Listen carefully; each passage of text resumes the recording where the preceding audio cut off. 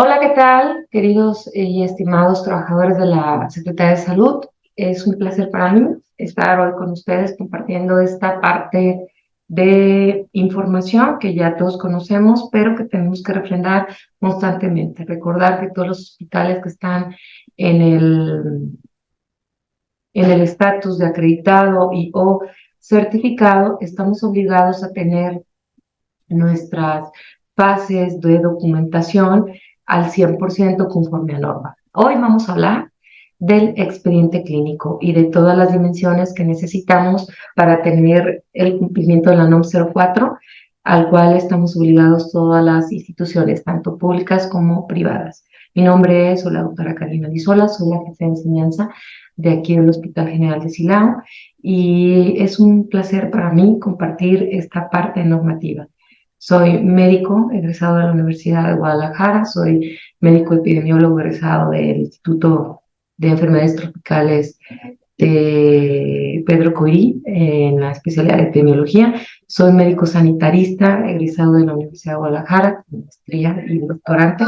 Y soy médico con maestría en gerencias de servicios de salud por parte de la Universidad del Valle de México y tenemos también un adiestramiento, un doctorado y una maestría en farmacología por la Universidad de Guadalajara.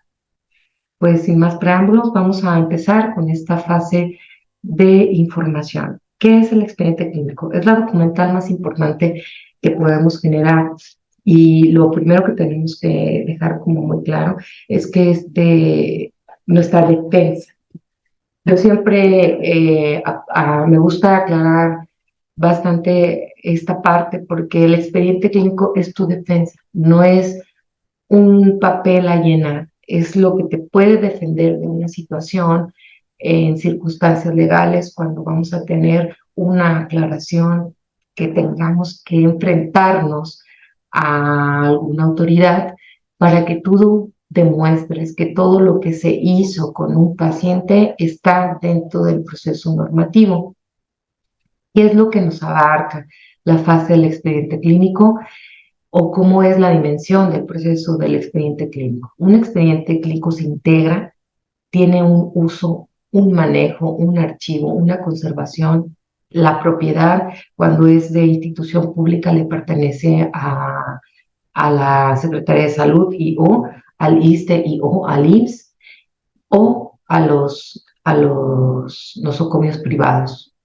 Tiene una titularidad. ¿Quién es el dueño del expediente clínico? Pues el dueño es el paciente, pero el paciente no puede requerir por sí o per se la documental. Un expediente clínico no puede salir de una institución pública y o privada, sino es mediante la solicitud de una autoridad competente y es confidencial.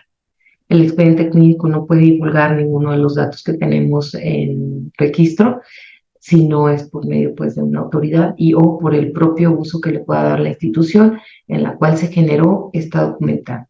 Voy a volver a repetir, el expediente clínico es tu defensa y es una obligación normativa para todos los que nos dedicamos al servicio de la salud. ¿Cuál es el objetivo? Pues el objetivo de esta norma es establecer los criterios científicos, éticos, tecnológicos, administrativos y obligatorios para la elaboración de la documental. Tiene una integración, un uso, un manejo, un archivo, una conservación que tiene una periodicidad legal para poder tener la documental. El propietario, como ya lo dijimos, siempre va a ser en el caso de que se dé una institución pública, si se da lo privado, pues es el hospital, y la titularidad de la documental le corresponde al paciente.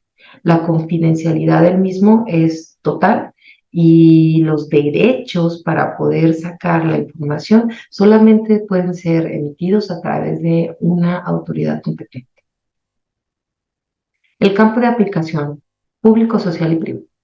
Todos los pacientes que se atiendan en cualquier tipo de institución, primer nivel, segundo nivel, tercer nivel, cualquier proceso de atención, así sea psicología, terapia física y rehabilitación, odontología, área médica, tendremos que generar una documental específica para resguardar los datos requeridos en la norma 04 de los pacientes que se atiendan tanto en lo público, social y o privado.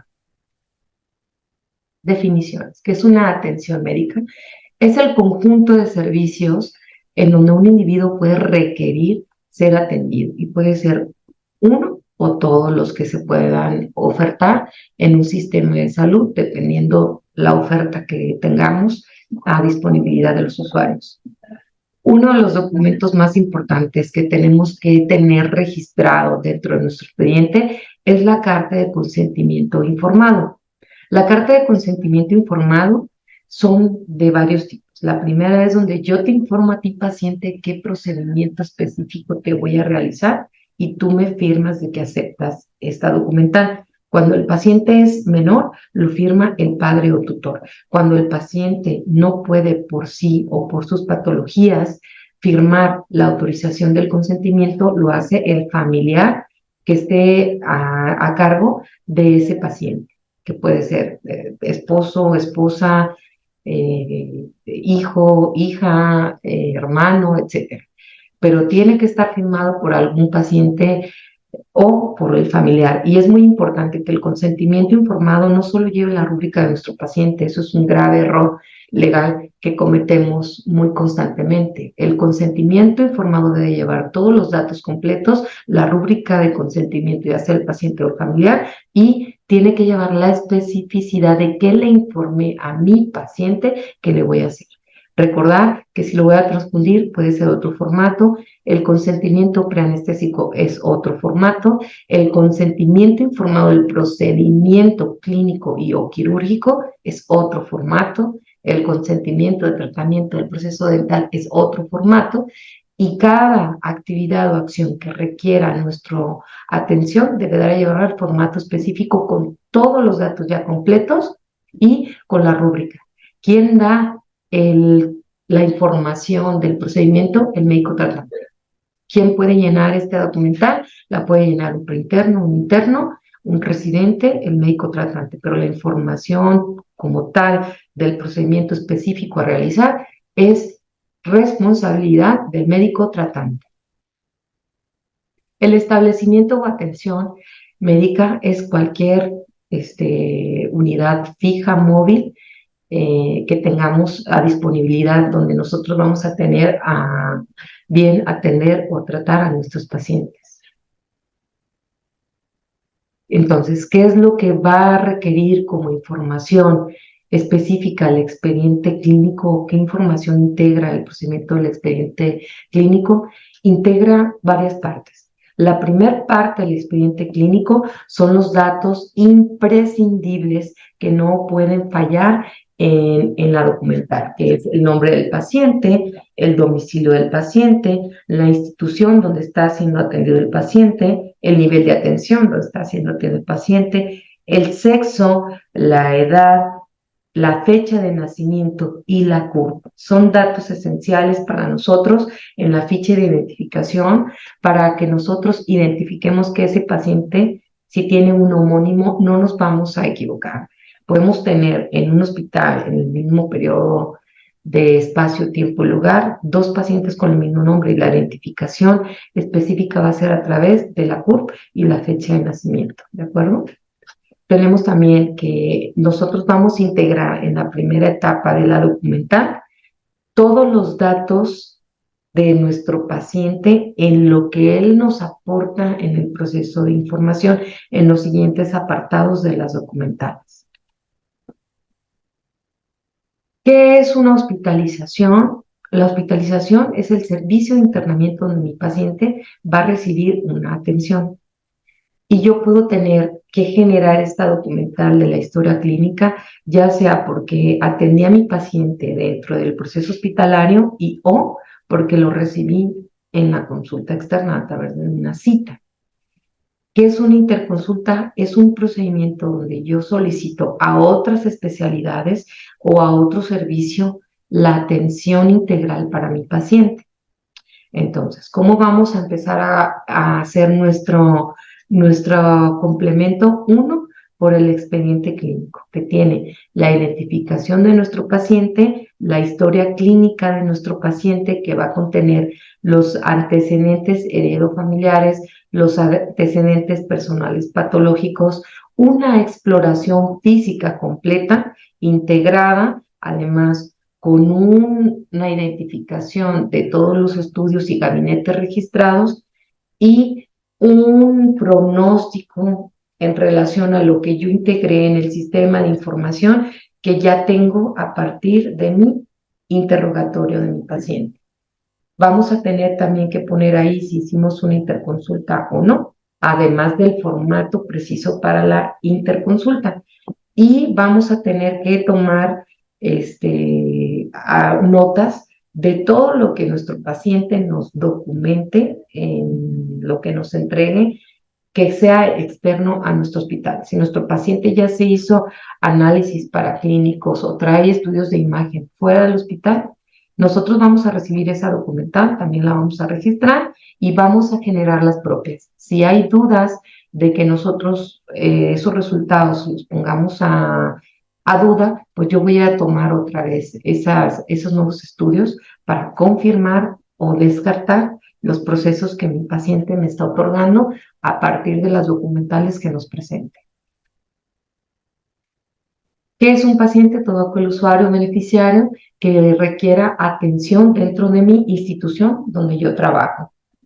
Es muy importante que el pronóstico esté plasmado en cada una de las notas de evolución y en la historia clínica. No podemos generar una documental sin que exista un pronóstico de nuestro paciente. Si yo no sé cuál va a ser el pronóstico de mi paciente, pues lo pongo reservado a evolución.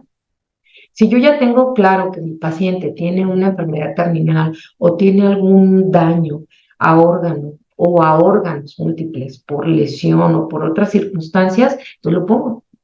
El pronóstico es malo para la vida y o es malo para la función, es bueno para la vida, etcétera. Pero tanto la historia clínica como cada nota de evolución deberá contener el pronóstico del paciente. Eso es una fase obligada de la normatividad que no podemos eliminar, obviar, o porque ya lo puso una vez, no. Cada que nosotros tengamos un proceso, una nota de evolución, es importante poner el pronóstico del paciente.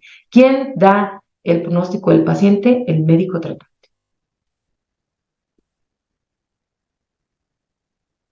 No es posible que nosotros obviemos situaciones en el expediente clínico.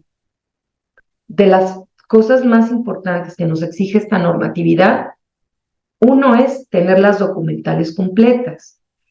La historia clínica deberá contener la ficha de identificación de nuestro paciente con todos los datos completos, el motivo de consulta, los antecedentes heredofamiliares, los antecedentes personales patológicos de mi paciente, los datos de higiene de mi paciente, los hábitos y usos y costumbres, cómo se alimenta, si se baña a diario o no. Todos los datos que mi paciente me dé, si consume o no consume alimentos adecuados, nutricionales, si hace consumo o no de drogas, etcétera. Una exploración física completa, signos vitales con los que yo estoy recibiendo a mi paciente. Va a tener el pronóstico o, o lo que yo observe de que tenga riesgo en mis pacientes.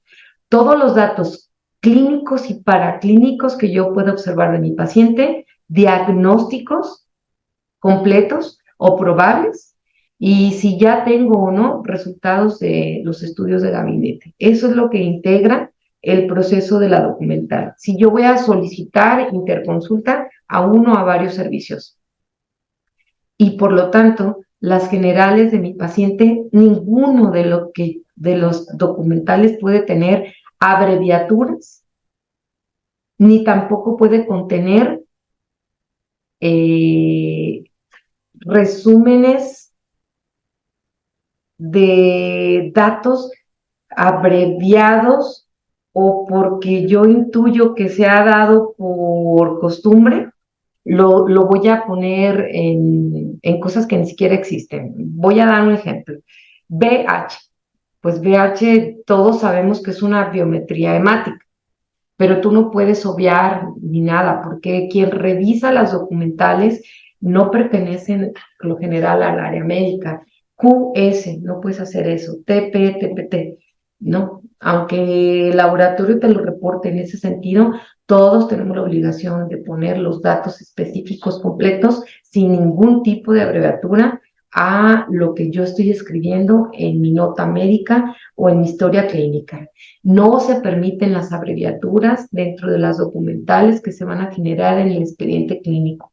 Aquí no podemos ahorrar palabras, no podemos emitir diagnósticos que no estén ligados al CIE-10 y tampoco podemos poner signos y síntomas como diagnósticos.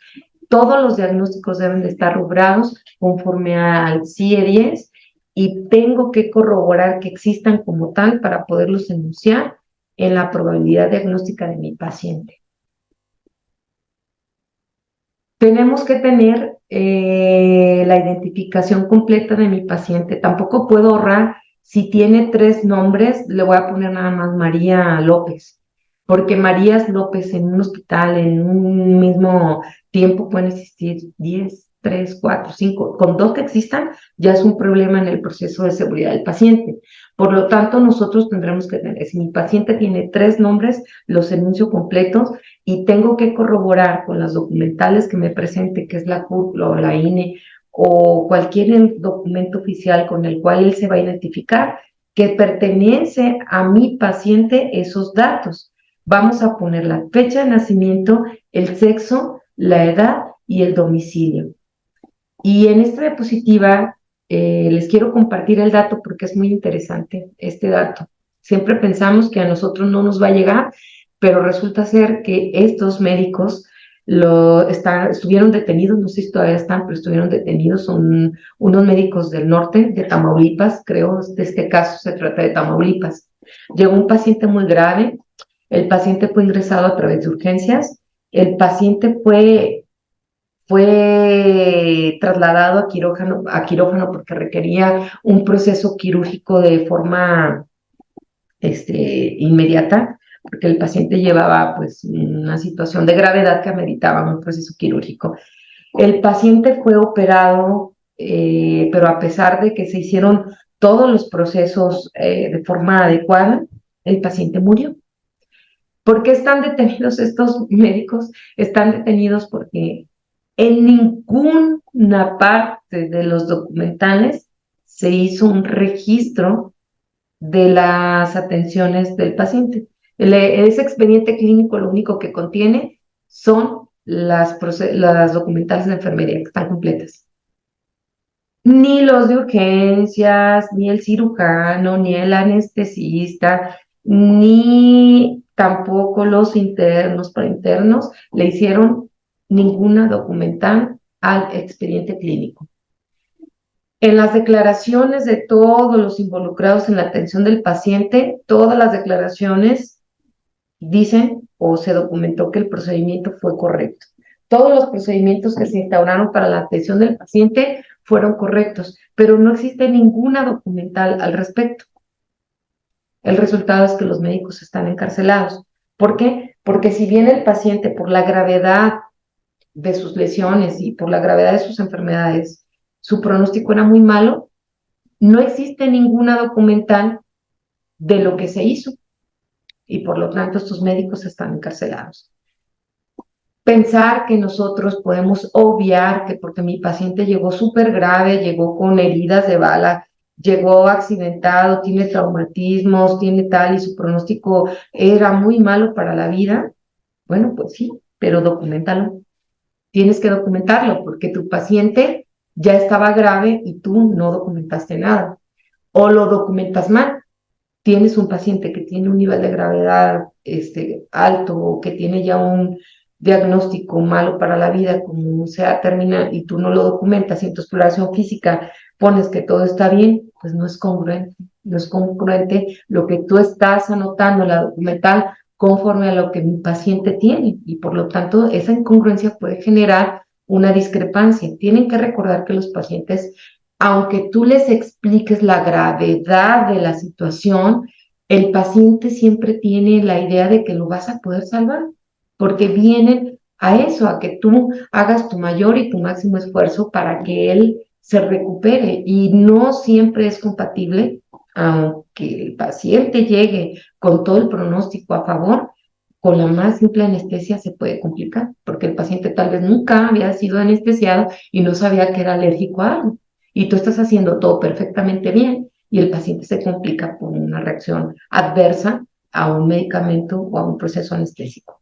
Entonces, no puedes saber el pronóstico real de tu paciente hasta que no se están dando las situaciones conforme a la atención.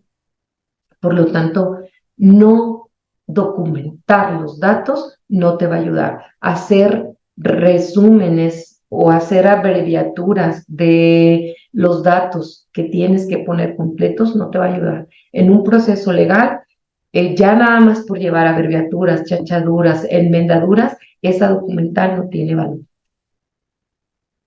Es muy importante que nosotros tengamos todo el registro completo en todas las documentales. No podemos tener documentales no completas. La información diaria que vamos a tener en una nota de evolución debe de llevar los signos vitales, la hoja de temperatura, las órdenes médicas completas también con todo el registro, porque te puedes equivocar en el laboratorio una vez más por los homónimos que podemos llegar a tener en un hospital. Tenemos que tener todo el expediente en orden con su historia clínica, la hoja de ingreso, consentimientos informados de todas las áreas donde va a ser atendido mi paciente y de todos los procedimientos que yo le voy a generar. El resultado del laboratorio que también debe estar registrado tanto en la historia clínica y o en la nota de evolución. Si yo no tengo ningún resultado de laboratorio al momento de que se ingresó mi paciente, yo voy a poner ahí que le solicité y voy a colocar que estoy en espera de resultados, ¿de acuerdo? Y los reportes de las imágenes que vamos a tener o de los estudios de imágenes, ultrasonidos, radiografías, tomografías, resonancia y todo lo que mi paciente también traiga de su atención previa, si es que la tuvo, y si no, pues todo lo que se genere a partir de que llegue mi paciente. ¿Qué más vamos a tener en las documentales? Todos los materiales utilizados y los procedimientos. Si yo le hice un aseo, mi paciente viene por una atención a medicina interna, pero tiene una herida. Si yo le estoy haciendo aseos, le estoy haciendo limpiezas, lo pasé a dental, todo eso tiene que estar integrado en las notas y en los datos de mi paciente. ¿Por qué? Porque tenemos que justificar los gastos de mi paciente. Todo tiene que estar ahí justificado, cuántas gasas utilizamos, cuánto material se utilizó con mi paciente, todo deberá de estar adecuadamente documentado, repito, sin abreviaturas. ¿Qué es lo que tiene que contener el proceso de la historia clínica?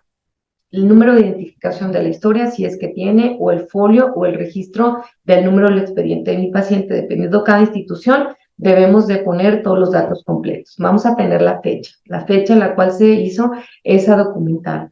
Vamos a tener, para nosotros es la CUR, en Europa es el DNI y en Estados Unidos es el ID, y dependiendo pues de lo que mi paciente me otorgue como dato de identificación es lo que vamos a registrar.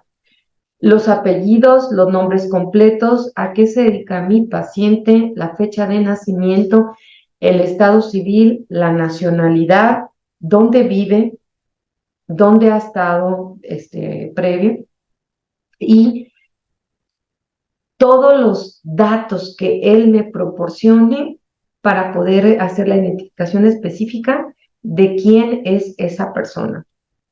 ¿Cuál es el motivo de consulta? ¿Por qué mi paciente está requiriendo una atención? O los motivos de consulta, todos se van a enunciar ahí en la primera apartado. De la enfermedad actual, tenemos que poner la evolución. ¿Cuándo inició los síntomas o cuánto tiempo tenemos con esos procedimientos? Y los vamos a enunciar. Del padecimiento 1 inició hace un día, hace 2 días, hace 3 horas. Del padecimiento 2, tal, en orden de importancia se tiene que enunciar. y todo se tiene que ir documentando en la historia del tiempo. ¿Por qué? Porque eso es lo que me va a dar a mí el proceso de identificar el diagnóstico, ¿de acuerdo? Nosotros también, después de que tengamos las evoluciones de los padecimientos, vamos a requerir que nuestro paciente nos dé sus antecedentes heredofamiliares, sus antecedentes personales patológicos, y ahí no hay que ahorrar. En los personales patológicos no podemos ahorrar.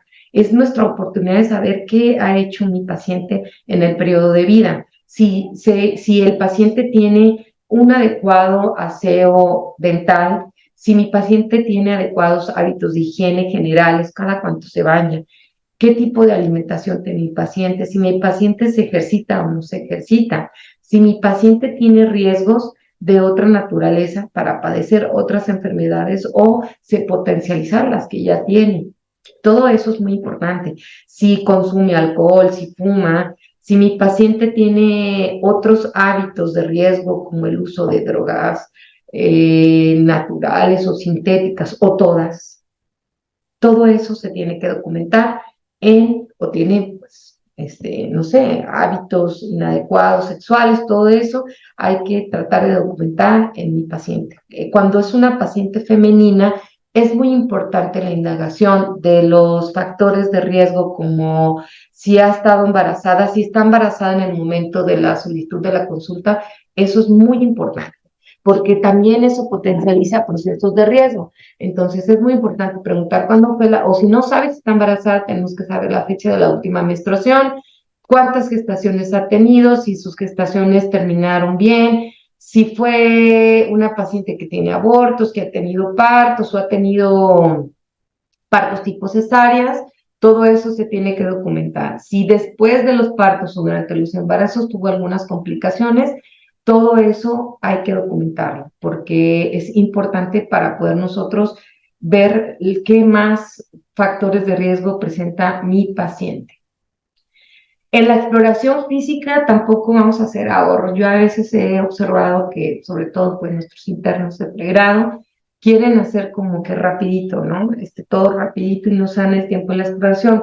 La exploración física inicia desde cómo yo veo que mi paciente ingresa a mi consultorio, si su marcha es adecuada, si tiene mi paciente orientación en tiempo, lugar, espacio, si él me está contestando. Es muy importante que cuando el paciente esté acompañado, diríjanse al paciente. Si es mayor de edad, diríjanse a su paciente, porque puede estar acompañado y la persona que lo está acompañando muchas veces es la esposa o es el esposo o es la mamá y te quiere contestar todos los datos de tu paciente y tú no estás interactuando con él. Traten de hacer una interacción. Si es un paciente menor, pues claro, la mamá tiene que contestar el interrogatorio y eso también hay que documentarlo, si es un interrogatorio directo o es un interrogatorio indirecto, ¿de acuerdo?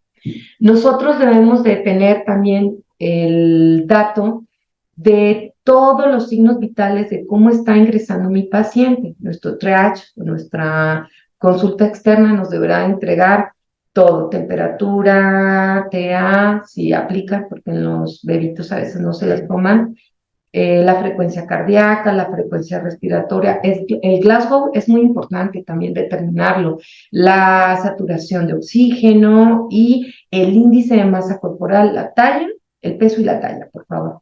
Eso tiene que estar siempre documentado en la exploración física. Es muy importante que empecemos cuando nosotros enunciamos la exploración física. Por lo general, las especialidades se abocan al área de su especialidad. Los ginecólogos pues se abocan a los procesos genitales y sobre todo a saber si está sangrando o no tu paciente, y eso es adecuado, pero también tenemos que explorar otras partes de nuestro paciente que nos tiene que dar un proceso de riesgo, y los que hacen las exploraciones físicas más insidiosas pues sí son los de medicina interna o de las áreas clínicas, pero es importante que todas las especialidades nos demos el tiempo de explorar bien a nuestros pacientes y documentarlo completo. Empezamos con la piel, empezamos con las faneras, empezamos con el hábitus exterior, el cráneo, las pupilas, la orofaringe, el cuello, el tórax, el cardiorrespiratorio, el abdomen, y recordemos que nosotros ya tuvimos la sesión general de cómo debemos de hacer la exploración del abdomen. Bueno, Entiendo que si el paciente viene por un asunto de trauma, pues no le van a hacer una exploración genital. Podemos poner lo que está diferido, o si mi paciente viene por otra atención, las exploraciones genitales sí se pueden diferir. Pero si es una atención específica que requiera, pues hay que hacer la documental al respecto y las extremidades. También nosotros tenemos que indagar o plasmar si mi paciente ha tenido o tiene los hábitos, ¿no? O no de asistencias extraordinarias en su atención, si mi paciente va con un nutriólogo, si normalmente acude o no a sus atenciones dentales. No solo si se lava o no los dientes o si tiene buenos hábitos de higiene, sino mi paciente tiene la cultura de atenderse, si va a salud mental, eso es muy importante. Y en esa parte, recordar que nosotros aquí en este hospital tenemos los tamizajes de riesgo para poder identificar algunas de las atenciones o la necesidad de la atención en salud mental. Eso es muy importante. Si yo veo que mi paciente está acompañado, pero tiene datos que me brincan a mí, que mi paciente pueda estar en riesgo, aplícale el tamizaje para que tú puedas hacer la interconsulta a salud mental y que de ahí derivemos otras atenciones integrales a nuestros pacientes.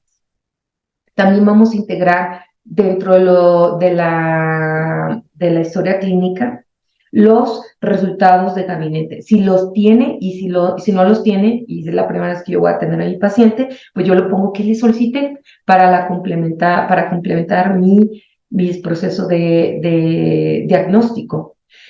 Si yo no tengo mis estudios de gabinete y yo lo requiero para hacer un diagnóstico, entonces yo voy a poner diagnóstico probable de y los voy a enunciar todos o uno, ¿de acuerdo? Y muy importante otra vez, el pronóstico. Si yo desconozco el pronóstico de mi paciente, pues lo pongo reservado a evolución. También es muy importante que yo ponga el estado de mi paciente. Si mi paciente está estable, si yo veo que mi paciente está llegando a un estado delicado, o si yo veo que mi paciente está en un estado grave, tengo que anunciarlo. Paciente grave, paciente estable o paciente delicado. ¿Por qué? Porque con la complementación de lo que yo requiera en estudios de gabinete, entonces ya vamos a tener un pronóstico malo para la vida, pronóstico reservado o pronóstico bueno para la vida. También lo puedes poner. En las notas médicas de evolución, nosotros no podemos nada más poner que pasamos y que el paciente está mejor o que me menciona. Yo he visto notas aquí en los expedientes que dicen, paciente que se refiere que se siente mejor, punto, sello, firma, bye. No, la nota de evolución médica tiene que conllevar la fecha, la hora, el nombre completo de la identificación de mi paciente, aunque lo vuelvas a repetir, la edad, el piso y la sala donde está mi paciente, el expediente al que corresponde la nota de evolución, porque recuerden que ese expediente lo vamos a manejar muchas personas y si se zapa la hoja, no sabemos dónde va a estar aplicado o a qué se refiere esa nota. Tiene que tener que es un masculino, que la edad que tiene mi paciente, con los diagnósticos que ingresó y los que se vayan sumando en subsecuencia. Nuestro paciente tiene que tener esa nota, le vamos a preguntar a su paciente cómo se siente. La nota de evolución no es una documental que yo tenga que hacer de noche para que en la mañana la firmen sin preguntarle a mi paciente cómo está. La nota de evolución también lleva un interrogatorio y es cómo se siente el paciente, qué me está refiriendo mi paciente. Si realmente mi paciente va mejorando o mi paciente se siente igual. Yo puedo tener mis paraclínicos que me están diciendo que sí estamos mejorando, pero el paciente dice que se siente igual. Bueno, pues tú lo pones ahí. El paciente refiere que se siente con dolor o con esto y con lo otro, pero mis registros me dicen que vamos mejorando. Aunque mi paciente se sienta mal, pues vamos mejorando. Y eso lo vas a poner en tu análisis. Lo tienes que poner en tu análisis. Entonces tenemos que describir una vez más cómo se encuentra mi paciente en ese momento cuando yo lo estoy explorando. Y lo tienes que explorar. Y esa exploración física la vas a documentar otra vez. ¿Qué es lo que ya no tienes que repetir en tu nota de evolución? Por los antecedentes familiares y los personales patológicos y los generales que ya te dio tu paciente, porque eso ya lo tienes en tu historia clínica, pero tienes que explorar a tu paciente y tienes que volver a ser muy insidioso de qué vas a colocar en tu nota de evolución. Entonces tú vas a poner, el subjetivo es lo que mi paciente me dice, qué es lo que él refiere. El objetivo es lo que yo le observé a mi paciente en la exploración física completa. El análisis es la correlación entre lo que yo estoy documentando en estudios de gabinete, lo que yo observé y lo que mi paciente me refiere. Y el plan, qué indicaciones y diagnósticos voy a poner, mi diagnóstico, y ahora voy a poner qué plan voy a hacer con mi paciente. Voy a solicitar interconsulta a nutrición, porque me parece que es lo que yo requiero ahorita para que mi paciente tenga una franca mejoría. Yo voy a solicitar a salud mental que venga y me atienda a mi paciente. Yo tengo un problema con mi paciente que es de medicina interna, pero considero que mi paciente tiene a lo mejor la necesidad de ser valorado por el servicio de trauma y ortopedia, pues le voy a requerir una interconsulta también a trauma y ortopedia, porque la atención de un paciente es integral, o voy a pedir a rehabilitación que vengan y que empiecen a hacer una atención específica con mi paciente para cuando yo lo dé de alta, también tenga una continuidad en el proceso de atención. La dimensión de nuestro paciente es todo y en el análisis lo tenemos que plasmar. Una nota de evolución debe tener toda esa integralidad de lo que yo estoy planeando para que mi paciente realmente tenga una franca mejoría. Es muy importante, una vez más, que en la nota de evolución pongamos el pronóstico. Si mi paciente llegó grave y yo ya lo operé y mi paciente mejoró y el estado va mejorando, pues tu pronóstico cambia y lo tienes que ir poniendo así. Lo puedes poner reservado a evolución, pero si tú ya decidiste que tu paciente se va de alta por una franca mejoría, pues entonces el pronóstico ya mejoró y ya puedes poner lo que es bueno. Nunca, jamás obviar y sí ponerlo. Lo tienes que plasmar en cada nota de evolución. Todas las notas y todas las historias deben de tener los signos vitales. No puedes, no debes de no ponerlos porque está en la nota de enfermería. La nota de enfermería es una documental y la nota de evolución es otra. En tu nota de evolución deben estar los signos vitales y tienen que ser los últimos para que tu nota sea totalmente adecuada. Si tú pones en tu nota de evolución matutina los signos vitales que se tomaron a las 8 de la noche, pues no es congruente. Debes de solicitar los últimos signos vitales para que tu nota esté actualizada. Y si hay, otra vez, más diagnósticos o más problemas, actualizar la nota de evolución. ¿Cuántas notas puedes actualizar? Las que sean necesarias. En el servicio de urgencias, la nota de evolución pues puede cambiar. Si mi paciente está agravando, pues yo vuelvo a poner. Si yo ya requiero más interconsultas de otros servicios, voy actualizando mi nota de evolución, porque tengo que documentar que mi paciente se está poniendo más grave y que puede culminar pues, en una muerte. Entonces, ¿cómo voy a documentar? Pues no voy a esperar a que se muera. Tengo que actualizar el estado del paciente y lo tengo que ir registrando.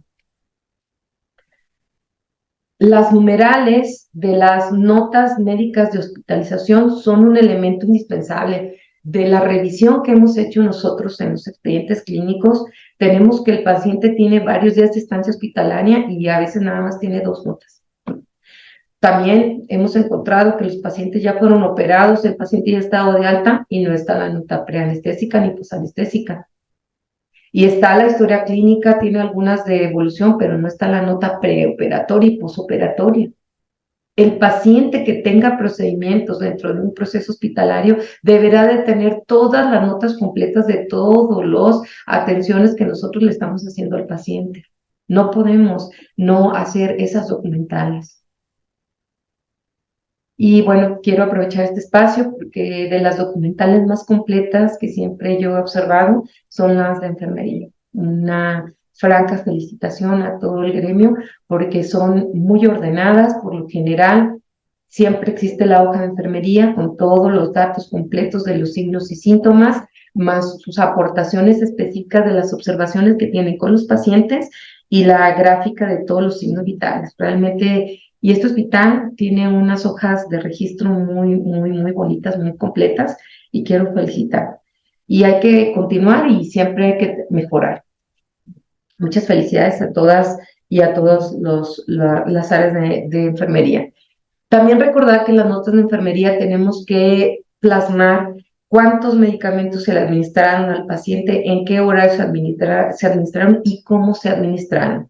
En las indicaciones médicas, y eso es algo muy importante, estimados médicos especialistas y médicos que nos apoyan en los servicios, las indicaciones médicas no deben por ninguna razón llevar abreviaturas y debe de llevar también la complejidad de cómo yo voy a requerir que el área de enfermería administre el medicamento. Ellas son expertas, sabemos que ellos son expertos, pero tú debes de plasmarlo en tu indicación médica. Aunque tu enfermera sea experta en administración de medicamentos, tú debes de plasmarlo en tu nota médica. Tú deberás de poner cómo tu medicamento debe de ser diluido y en qué tiempo tiene que ser administrado y en qué solución deberá ser diluida y en qué tiempo va a ser administrado. Si va a ser bajo una bomba de infusión continua o simplemente quieres una administración lenta, si quieres una dilución, en qué solución y en qué tiempo vas a requerir que ese medicamento sea administrado. Es muy importante, por favor, que nosotros todos debemos de poner las indicaciones completas. No podemos poner S o L. Pues tú sabes que eso significa solución. Bueno, para nosotros es una abreviatura, pero no puedes poner eso. Tienes que poner solución, Harman, si es de 500, si es de 1000,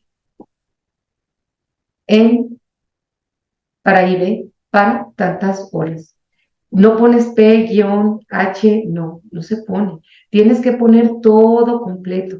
Los medicamentos igual tienen que estar enunciados. Betamizol, 1 gramo, IV, K, tanto tiempo, ¿no? Entonces, ningún medicamento ni ningún proceso puede estar abreviado en la indicación médica, no es normativo. La norma nos exige que todas las indicaciones estén totalmente sin abreviaturas.